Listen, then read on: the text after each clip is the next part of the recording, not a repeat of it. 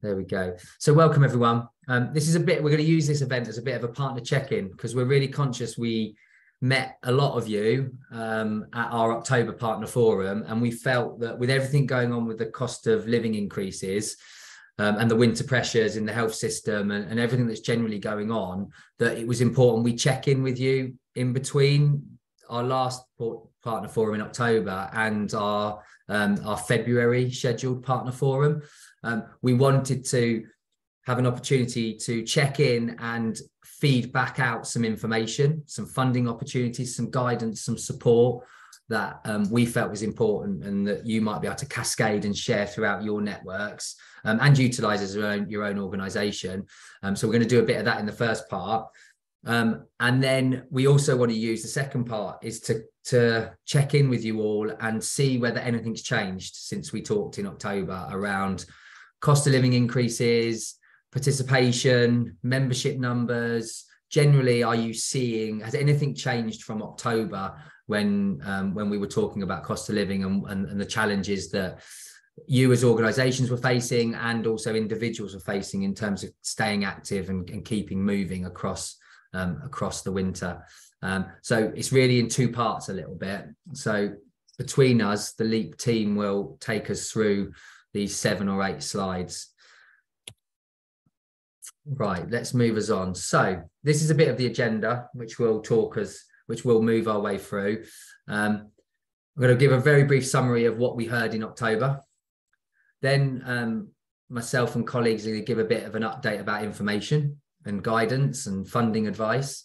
And actually, we don't have all the answers for some of this. So if any of you do, and you want to share, funding opportunities, support that's really helped you, something that we haven't listed on one of the slides.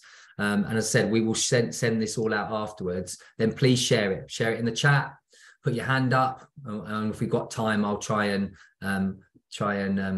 add your information in.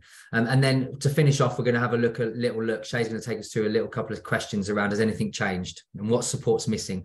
Because we're really conscious that this is going to be a real struggle across this winter and maybe beyond a bit in terms of trying to keep people active and moving and engaged in activities. And we're really concerned that has an impact on both their physical and their emotional well-being across this period. So we really want to keep making sure that we're checking in with you, checking that nothing's changed, making sure that the support and the information we're sharing and others are sharing is relevant and valid and useful. And if there isn't, then we need to go and find the information that's missing. And then we'll finish up with what can we do next, and then we'll close. I'll definitely close by 2 o'clock. We've obviously started slightly later than this agenda suggested because of some confusion over the start time. So we'll definitely finish by 2 o'clock. And as I say, we're recording this so people can watch it back or watch back anything they've missed. So excuse me.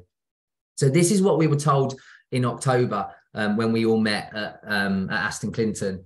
At that point, membership and attendance was relatively stable across your activities and your programs in terms of physical activity, sport, leisure. So it was relatively stable, but people were worried about what the next few months were going to bring, that there was tough decisions for individuals and organisations to make about the activities they deliver and the costs they were incurring. And at that point in October, the energy costs were only really just starting to, we were starting to become aware of those sorts of increases. We were starting to notice in October, and partners were telling us the energy prices were pushing up facility hire, particularly floodlit pitches, keeping pools warm, buildings warm, and that was starting to impact on hiring of facilities for those of you that hire or those of the organisations you support that hire those facilities. We were starting to see that increase. And I suspect those increases have really flowed through now, and organisations are now starting to have a real picture of what this winter is going to cost them. We were starting to hear that staff and volunteer retention was proving hard as people were needing to earn and work more. So whether you had volunteers who couldn't volunteer as much anymore and were now having to work more to earn money, or whether retention of existing staff within the leisure, sport, activity sector was proving difficult, as it is in the general community and voluntary sector as well. we heard that funding is available, but needs to change. It's very project focused at this point, and that there was a call for some of it to pivot and change to sort of maybe some more core funding or some emergency funding like that was available during COVID lockdowns and periods. We very much heard from everyone that they wanted to work together to solve this, to support individuals to stay active and keep moving, and organisations to stay solvent and delivering activity across this winter period. We obviously heard about from Citizens Advice and some quite stark information and data about the numbers of Bucks residents and Milton Keynes residents that they were supporting at Citizens Advice, and that numbers were increasing, and some of the challenges were played out back to us in terms of what people were coming for support with, and most of it was financial. We were, again, another funding one. It was very short-term funding, project funding, and the organisations were tired of chasing short-term funding and trying to then lever that in to support some of their core running costs and capacity costs.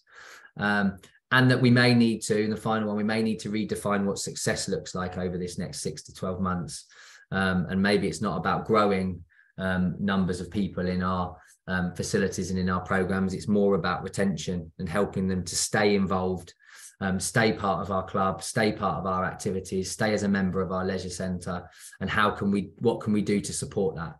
Because there's obviously some clear tough decisions around heating your house, keeping a roof above your house, feeding the family, and maybe physical activity and movement and memberships and sports clubs might fall off the bottom and be things that have to go in some of these tough decisions that individuals are having to make. So those are the things that people attend in October. Shay will run a little session shortly that will try and capture anything that's changed from that, anything new, or is it the same? Tell us if it is the same, but tell us anything new, things you're hearing from organisations that you're working with or funding or supporting, or individuals that you're supporting to stay active. What are they telling you? That would be really useful, because again, we will use this information to try and find support out there, but we also play it back to Sport England.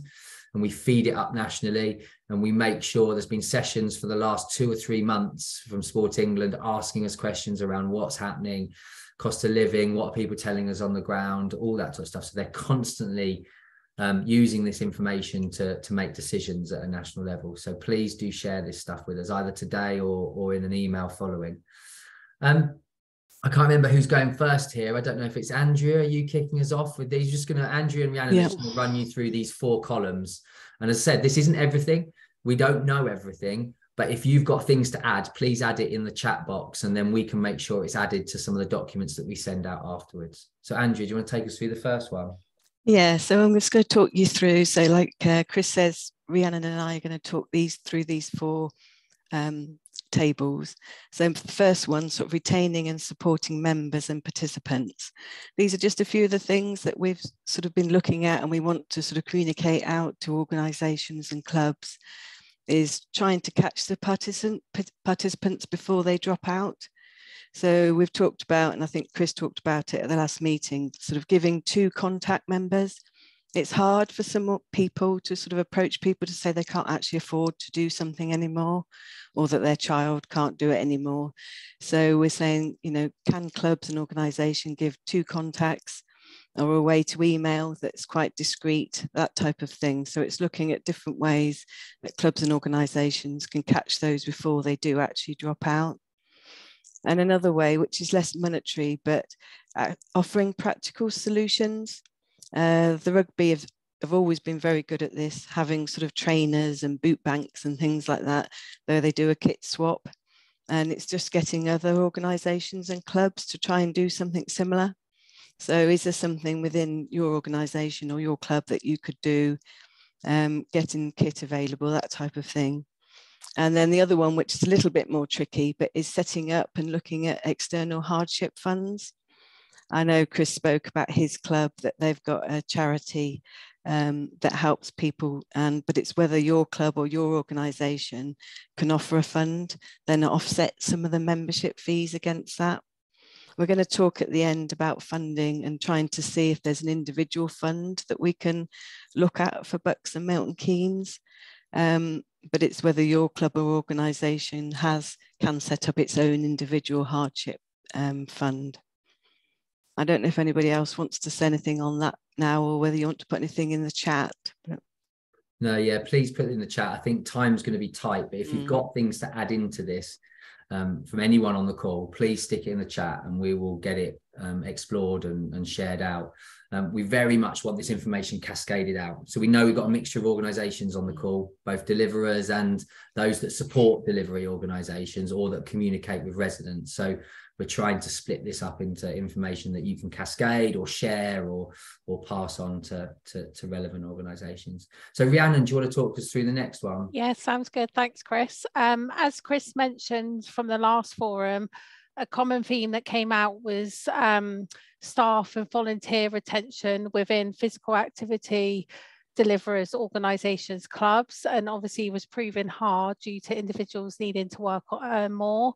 The first kind of not solution but suggestion is it is possible with funding to offset some of these volunteer costs, so cover training, CPD, fuel, kit for coaches and volunteers. And here at LEAP we've put together a funding resource page, which I'm sure will be mentioned later, and which we'll share with everyone, where different pots of funding can be found.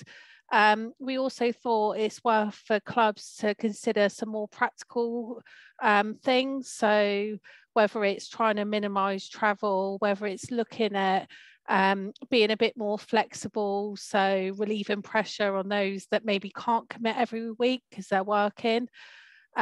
Also, we found the UK coaching, if coaches are members of UK coaching, so have a subscription with them, they can access their Coach Perks program, which includes saving money on everything from coaching kit and equipment to lifestyle savings on like shopping, meals and tech and stuff like that. Moving on to the next one, which was around that kind of worry with facilities. So as Chris said at the start, with the increase of costs for clubs because of energy costs increasing, as well as funding for improvements, where we've looked at this, there are a number of potential frameworks, guides that can help clubs that might own or manage facilities. So for example, the first one, which is in this column, is Sport England have produced guidance giving practical support on how energy efficiency measures can reduce running costs. And the guidance suggests it's quite a logical step-by-step framework for organisations to like self-assess their own individual situation and decide on appropriate action. I know when we share these slides, it's all hyperlinked, and it's definitely worth having a look on there. Also, the RFU, they've produced a great guide which includes some top tips for clubs, and even though it's RFU, so rugby has produced it, it can be applicable to a lot of other sports and organisations. We know shortly that the FA and Football Foundation will be releasing some grants to support facilities to be more energy efficient, so that's coming soon.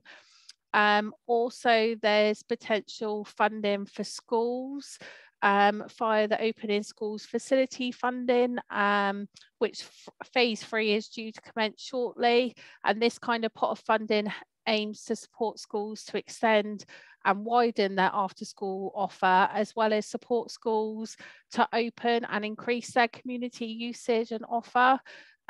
We hope to have more information about this fund in the new year once all things have been signed off with Department of Education. Andrea, I don't know whether to throw it back to you and you do the last one.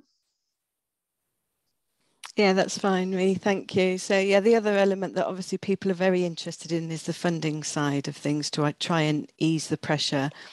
As Rhi said, we've got our funding page, which is designated just for cost of living, but it's not just all cost of living, it's cost of living to help people stay and delivering physical activity that we've tried to list on that list. And I know that a few people that we've been in contact with have applied for some of the funds on there. Particularly there's the Sport England Active Together Fund, which is for crowdfunding as well, and the Aviva cost of living one, and also the ASDA Foundation and the Green King one. I know people have had successful applications into those ones, but there's a lot more listed. Some of them, the deadline is the end of December. And then there's some others that go through to February, but we'll be constantly keeping that funding page up to date with any new ones.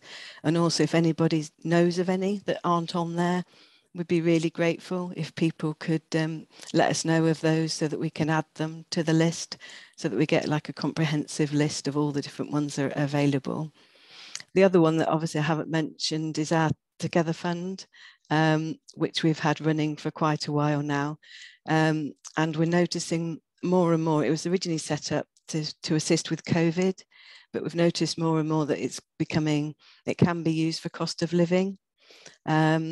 The only trouble at the moment is we've just allocated 129,000, but we have got another bid in to Sport England at the moment for another amount of money. And hopefully we'll know by the end of the week if this is successful or not. So then we can start to advertise for that. We've had 53 applications come in for the Together Fund. So it's been really successful. And over the last couple of months, we've noticed that very much they're coming for cost of living. Just to give you a couple of examples of that, we're starting to get requests for volunteer travel expenses, and that can be included in the applications. And then one of the other ones that we're getting is to pay we can't actually individually pay bursaries to people to attend the courses, or bursaries for people to attend other sessions, but we can pay for the coaches' costs and the venue costs. And then the club or the organisation can then not charge the individual to attend. So it's that type of thing. And the other one that's coming up is payment for T-shirts, so that people aren't not going because they haven't got something to wear. So it's so that everyone's in the same kit, so it's the same T-shirt. And also for food and drink as well. So in some low seg areas, we're finding that people are not struggling to get food and drink, so we're actually offering those as well. But that also gives sort of a socialization aspect to it as well, so people stay on after the activity.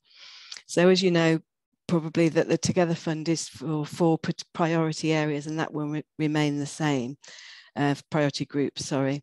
But we'll let you know in the next couple of weeks if we've been successful with that, and we'll relaunch that again. And I'm always happy to chat through applications if people want to chat through that. The other one, so we've got quite a lot of information for organisations. The area that we're lacking to have more funding for is for individuals. So for individuals to stay with their boxing club or to continue doing their football, we haven't got many grants for that type of thing. So I suppose this request is if anyone knows of any grants for that type of thing. But the other one is that we're trying to set up a wellbeing bursary for Bucks and Milton Keynes. So I've been chatting with community foundations and some of the other voluntary and community groups to see if we can set up a fund, so then individuals can apply, but the money then goes back through their organisation. So we pay the actual organisation, the club, for the person to take part. So that's the ideas that we're having at the moment. If anybody wants to talk about that in more detail, whether you've got funding available or any other ideas on that, we'd be really grateful to chat to you about that. And that's it, I think, Chris. Thank you. Thanks, Andrea. Yeah, I think we'll be honest, a lot of the funding we have become aware of and are able to share information on is about organisational funding. But that can, as Andrea said, some of that can be pivoted so that it can be used to help individuals out by reducing the cost to them. But we are really keen, because we know they're available in some other areas of the country where you can get individual bursaries for people to stay involved, and particularly young people involved in sport and activity. And we really want to try and see if we can establish that in the county. So it'd be good to hear from you if you think that would be useful, or if you're aware of bursaries or grants that already exist to help with that. We know there's lots of bursaries and grants out there to support people with the cost of living increases and housing and food and things like that. But we want to stress the importance of keeping people well and happy and connected across this winter period. And we believe that keeping people involved in social, sport and leisure activities is a vital part of that. So we want a bursary that supports with that. So if anyone can help with that, that would be great. The only thing I'd add into this, and it's just a personal one from my own club, is that we're looking at a lot of the green and environmental and sustainability grants at the moment, because as a club, we co-manage or own a floodlit 3G pitch. And we need to try and change the bulbs to a more sustainable and more energy efficient bulb like LED lighting. And that's going to cost us £25,000, but we know that will reduce our energy costs by 5 times. And give us some more sustainability into the future. So we're looking for grants into things like that at the moment. And I have looked on Heart of Bucks, and there are some green sort of energy grants and things like that. And I suspect there are on many of the Community Foundation websites. So if there are clubs and organisations in similar boats, keep an eye out for those type of funding. And I think the FA or Football Foundation are looking to release something relatively soon specific to football around that. But as soon as I hear about it, I'll make sure it's on our list of funding opportunities. I'm going to move us on to the next one now. So this is more about support for organisations that maybe aren't delivering, who are communicating with the general public, or are not delivering but are communicating with organisations who are delivering. So it's just a quick talk, and we will have 2 documents that summarise all of each of these and put all the key links in there as well. I can see some of the team are sharing some of the links in the chat, but you will get these by the end of this week. You'll get 2 documents that are focused on this type of stuff. So we really want to stress the importance that if you're communicating with residents, that if they are having to make tough choices about going to structured, organised, paid for activities, that it's really important that if that's a decision they're making, that they replace that with free activities and keep moving during this winter and keep connected to people. And in the 3rd column, we've got some examples of some of them in Bucks and Milton Keynes, where you can go and find that information or pass it on to them. And again, we'll have all the links and the full list in the document we sent out. But it's really important that in reinforcing the message that movement and regular activity is really important to people's physical and mental well-being, and that stopping it is, whilst it's understandable at this point in time and would never be negative about anyone doing that from a payment point of view, it's really important that they continue to invest in their well-being through moving and being active. And if they can connect that with meeting up with people, then that's really important. And we hope to, in the new year, have something from Kent, which we will share some good practice in Kent, where they've been promoting a campaign around outdoors is free, and about the fact that actually being active outdoors is really good for your physical and mental well-being. And actually, you don't need to do that in a paid-for, structured environment. There is a way of doing that in small groups. Without payment. Support for delivery organisations. So just to reiterate, the information we shared that Andrew and Rhiannon talked through in that guidance that comes out, it's really important that you will help us cascade that out to organisations, delivery organisations and individuals, so that they know that support is there and that funding and guidance and advice. So please don't just look at it for your own organisation, share it out to the clubs and groups and organisations you support. As I said, the 3rd column is about promoting free opportunities, and there are loads on the Bucks online directory, on the Milton Keynes council website, and there's Simply Walks, there's Health Walks, there are links to green spaces and parks and information about where they are and how to access them, and there's loads of free opportunities in there. There's park runs all over the county that can be promoted to. So we just want to make sure that in this guidance document that we send out, the links and suitable information around all of those free to access activities are promoted in there as well. And the final one is sort of linking into the bit that Shay's going to do next, is just keep talking to us, keep talking to residents and delivery organisations that you're working with.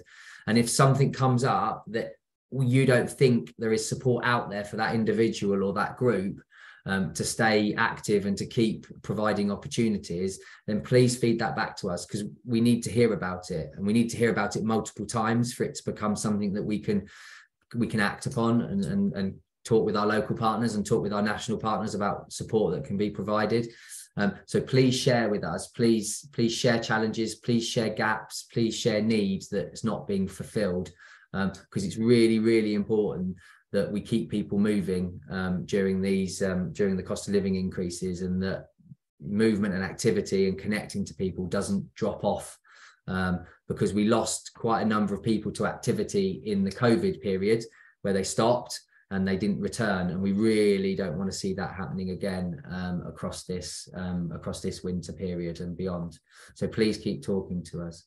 So Shay, do you want to take us through this slide? It's the last one but two, and then we'll wrap up.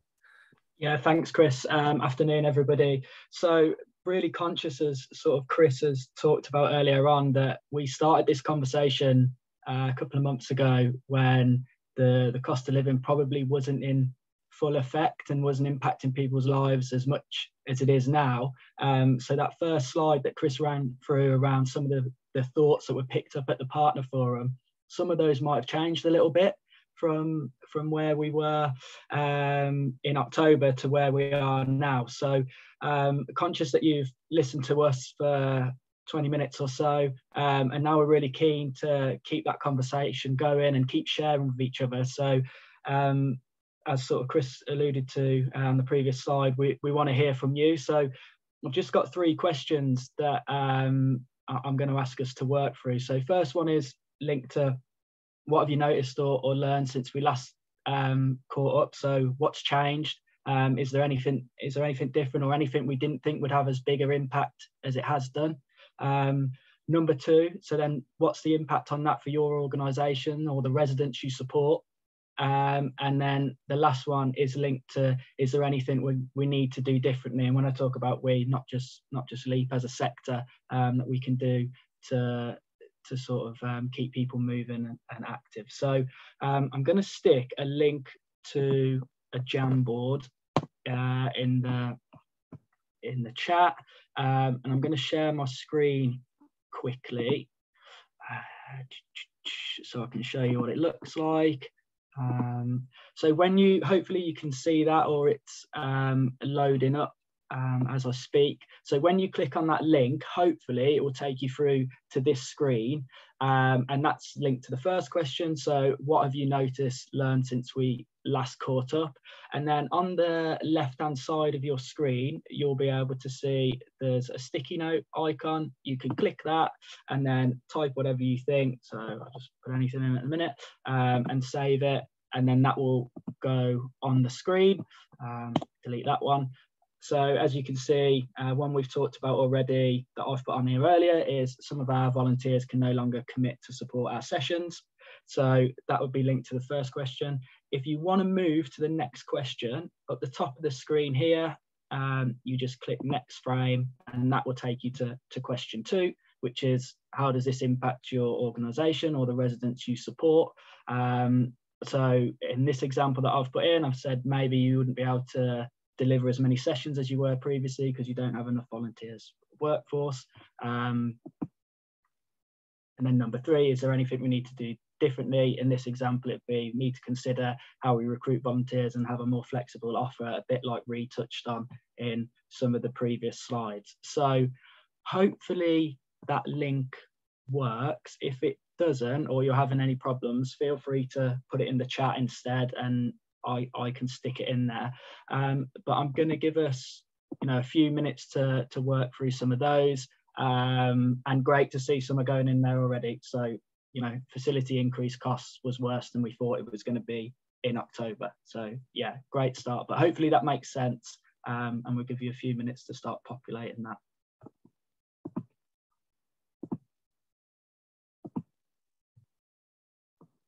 I'll stop sharing screen for now.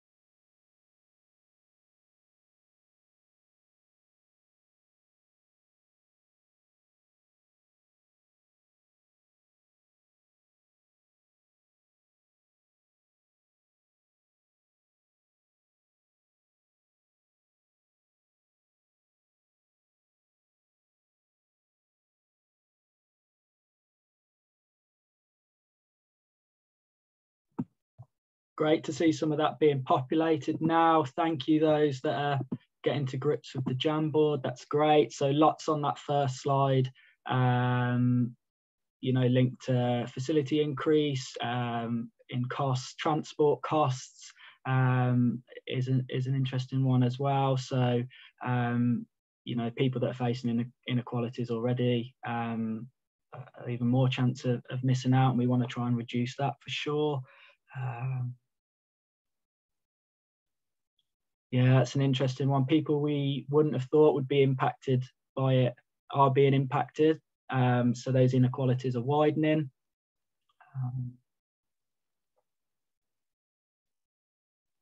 Yeah, great. Lots of stuff going in there. Brilliant.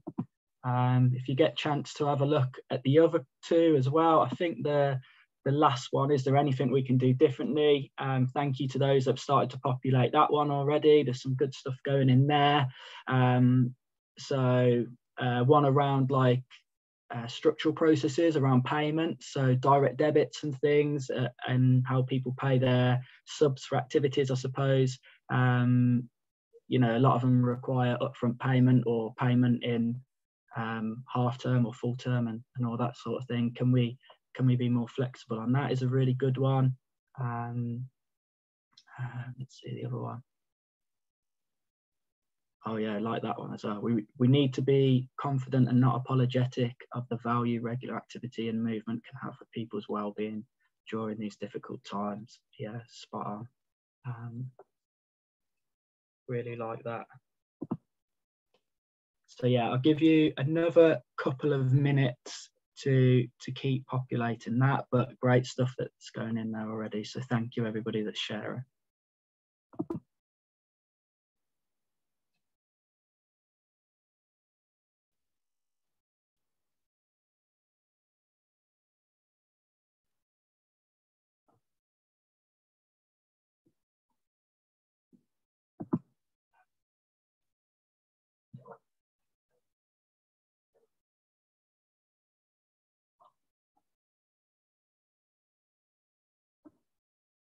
Yeah, thanks for sharing in the chat, Mary, as well. Need for community transport so people can get to and from activities, and activity bus.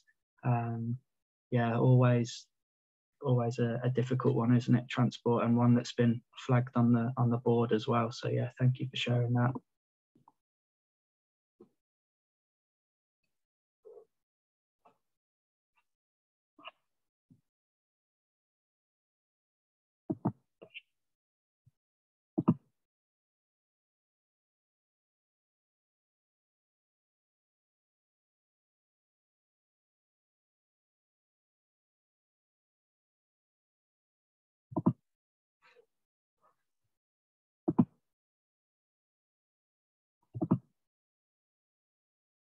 Do the last minute or so.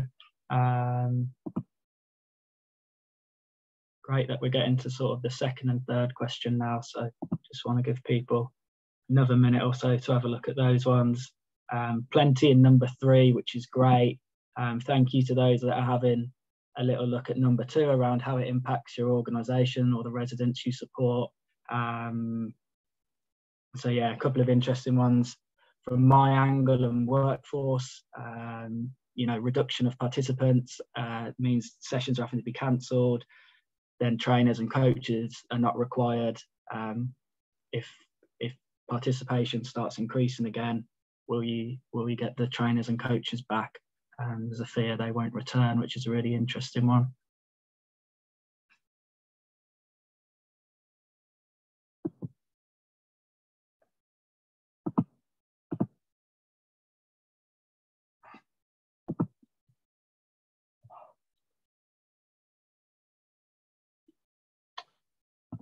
What I'm going to do is, I'm conscious of time, so I'm going to bring us back in.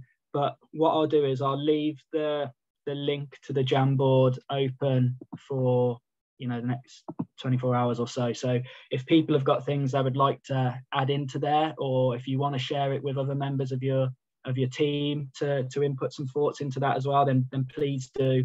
But no, thank you for inputting into that. What we'll do now is as a team, at LEAP, we'll have a little look at some of those that are in there and try and make sure the support and guidance documents that we're putting together reflect some of those as well, where we can, and share some of those messages. And if other people have got ways that can help, then yes, please do share them, and let's keep the conversation going around this so we can make sure we've got a comprehensive offer on how we can support people. Yeah, thanks for that, Shay. Can I really encourage you to share that Jamboard link and keep populating it as best you can. It's really important that we can gather that insight and intelligence directly from organisations like yourself who are supporting organisations down on the ground, as well as organisations who are directly delivering. It's really important. And I think in terms of like next steps, for us is we will obviously have a look at everything that's been fed in, and feel free to send an email or request a call, and we can pick up more intelligence and insight that way, rather than sharing it on the Jamboard. And we will make sure that we have a look at any gaps in terms of the support and the guidance that we've been sending out. And we very much use our social media channels to send that information out. It goes out a lot on Twitter and LinkedIn, which are our organizational facing accounts. So please have a look at our accounts there. I'll put a slide up in a minute that's got our addresses for both of those so that you can follow those. We will, as I said earlier, share these slides. We will also share 2 documents following this, one about support and guidance for organizations, and it'll be very much a menu of things to pick and choose from, and links to follow, and for more information.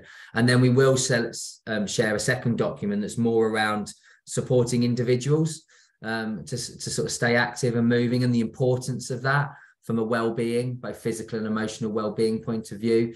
So we will share those 2 documents following this. And I have no doubt that in February, when we catch up face-to-face in our partner forum in February, that we will have something on the agenda around this, again, to follow up, to check in, to capture information, to share good practice that's going on. We will revisit this, and we will continuously keep feeding information out, and request that you guys feed information into us. And again, I've noticed there's a few national governing bodies on the call. So again, if you've got grants and funds or support packages that you want to get added into the pages we have on this and the guides that we send out, then please share that with us, because the more variety of support that we share, the better. It will be really useful to do that. I'm just going to share this final screen so that you can see our Twitter and our LinkedIn and addresses. Please feel free to share, to email us. Not necessarily, I mean, you can do it on the info at Leap with us, but you can do it to one of the Leap team here. Please email us if there's anything you think we've missed, any information that would be useful, if you've got any questions. And particularly, we're interested in that fund for individuals, that bursary. We really want to get that up and running and live across Bucks and Milton Keynes. We're doing a lot of work in the background to talk to some of our strategic funders and some of our key partners. But if you guys can help us unlock anything there, that would be really useful. I've seen it work really well with my own club in Hertfordshire, where we have access to a local grant and charity that we can get individuals to bid to, and then we get the money as the club to then fund their subs for the year. And it works really well.